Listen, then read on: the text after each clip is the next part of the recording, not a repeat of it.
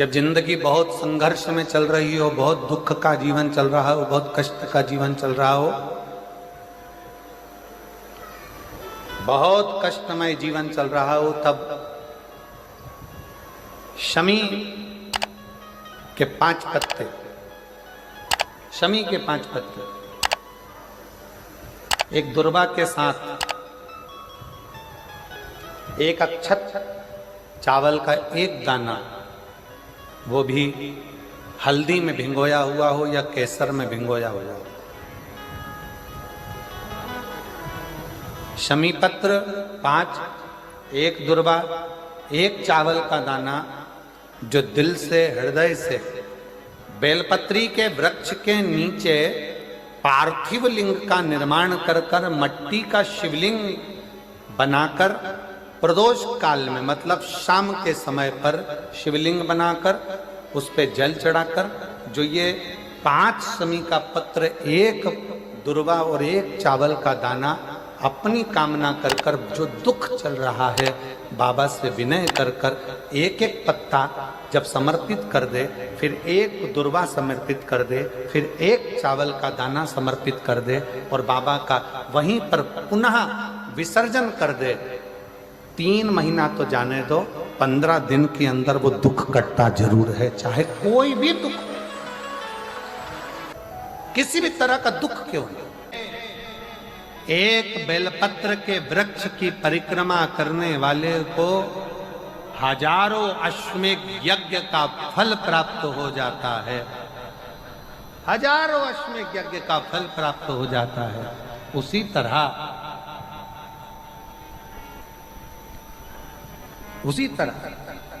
एक पार्थिव लिंग का निर्माण करने वाले को, मिट्टी का शिवलिंग का निर्माण कर कर पूजन करने वालों को 12 ज्योतिर्लिंग के शिवलिंग के दर्शन का पुण्य फल प्राप्त। बहुत ध्यान लगाकर सुनिएगा। एक बेलपत्री और उस बेलपत्री में एक चंदन की बिंदी और एक अक्षत का दाना मात्र रखकर भी अगर शिवालय पर चढ़ा दी जाती है, एक बेलपत्री, एक चंदन का बिंदी, और चंदन फिर निवेदन करेंगे। आज के जमाने में तुम लोग सब घिसा घिसाया, पड़ा पड़ाया, डब्बी का सामान ले लेकर, वो नहीं, चंदन की मुठिया रखो, थोड़ा सा भी घिसो, जरा सा भी घिसो, उसकी एक बिंदी और एक चावल का दाना जब हम भगवान देवादिदेव महादेव को समर्पित करते हैं, अपनी कामना कर कर समर्पित करते हैं, तो निश्चितता है, पुराण की कथा कहती है, शंकर भगवान उसका फल शीघ्र प्रदान कर देते हैं। भले आपने कुछ करा ना करा, उसका फल तुम्हें मिल जाए। में जाना, लोटा भरकर जल समर्पित करना, और कभी तुम्हारे जीवन में अगर तुमको लग रहा है कि मैं दुखों से पीछा छूट ही नहीं रहा, तब उस जगह पर बेलपत्री के मध्य भाग में पीला चंदन, ये जो पत्ती है और ये 2 पत्ती हैं, ये बड़ी पत्ती और ये बीच की जो 2 पत्ती हैं, इसके बीच में जो डंडी का भाग रहता है, जो बीच में डंडी का जो भाग है, बड़ी पत्ती और ये 2 छोटी पत्ती के मध्य में जो डंडी का भाग है, उस डंडी के भाग में पीला चंदन और एक अक्षत पीला, शंकर भगवान को आप अगर प्रदोष काल में समर्पित कर रहे हैं, तो ये निश्चित है कि धीरे धीरे कर कर वो दुख समाप्त होगा, वो दुख कटेगा ही।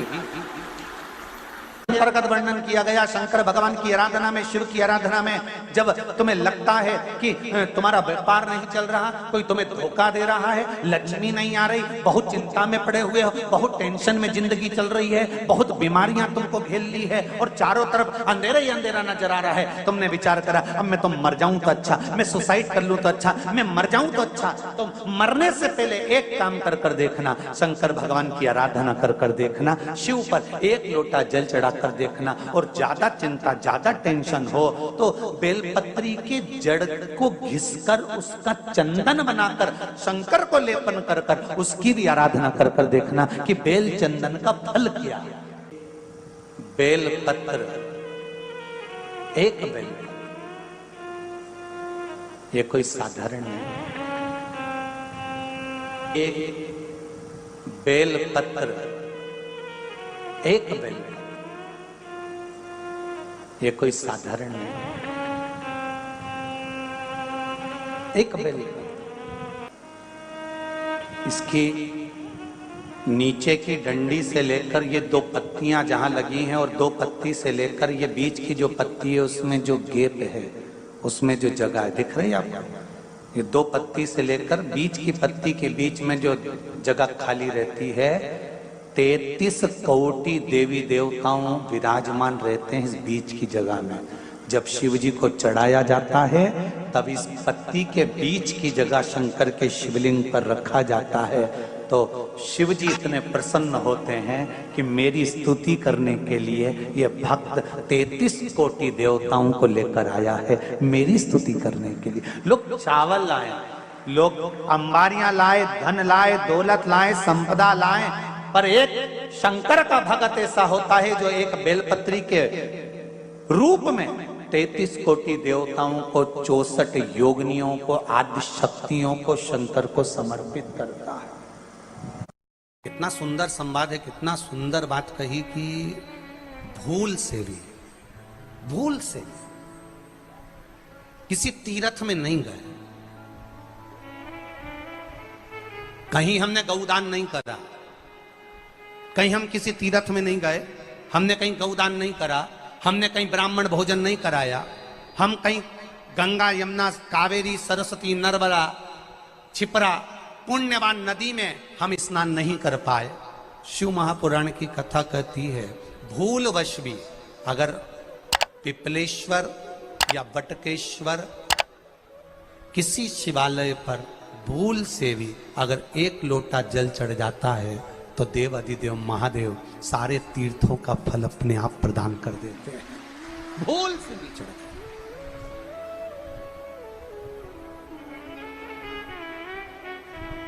एकांतेश्वर महादेव किसी तीर्थ में नहीं गए,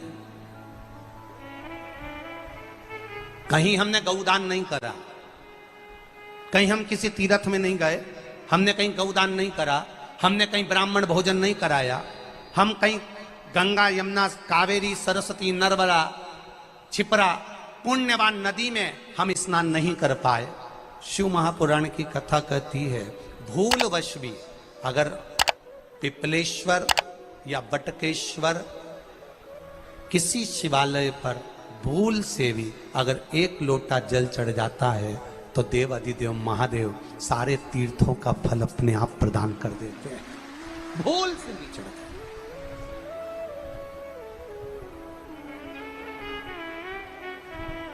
एकांतेश्वर महादेव जो कि एकांत में बैठा हुआ है, एकांतेश्वर महादेव अकेला बैठा है अलमस्त होकर। आप जा रहे हो गाड़ी लेकर, आप 4 व्हीलर गाड़ी में जा रहे हो, ट्रैक्टर में जा रहे हो, ट्राली में बैठकर जा रहे हो, क्रूजर में बैठकर जा रहे हो, 2 व्हीलर गाड़ी में बैठकर जा रहे हो और एकांतेश्वर महादेव का मंदिर दिख गया, कोई एकांत में, भले उसका नाम नहीं मालूम तुमको कि कौन सा महादेव, पर अकेला बैठा है जंगल में, वृक्ष की छांव में, एक ओटले पर, कोई दीवार नहीं, कोई जाली नहीं, कोई गेट नहीं, कुछ भी नहीं।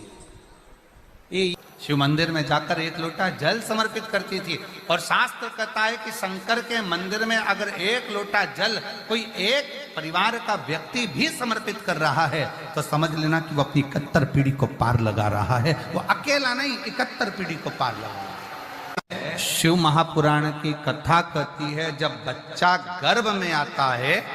माता के गर्भ में जब संतान आती है और माता के गर्भ में जब संतान रहती है, उस 9 महीने में स्त्री नारी अगर कहीं शंकर के मंदिर के सामने से निकल जाए या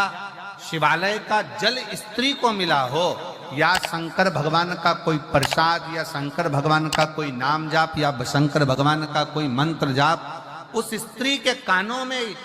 पहुंच जाए तो जो गर्भ में बच्चा होता है वो बच्चा शंकर की कथा तक या शिवालय तक उसको बिना बोले ही वो अपने आप चला ही जाता है, पहुंच ही जाता है। उस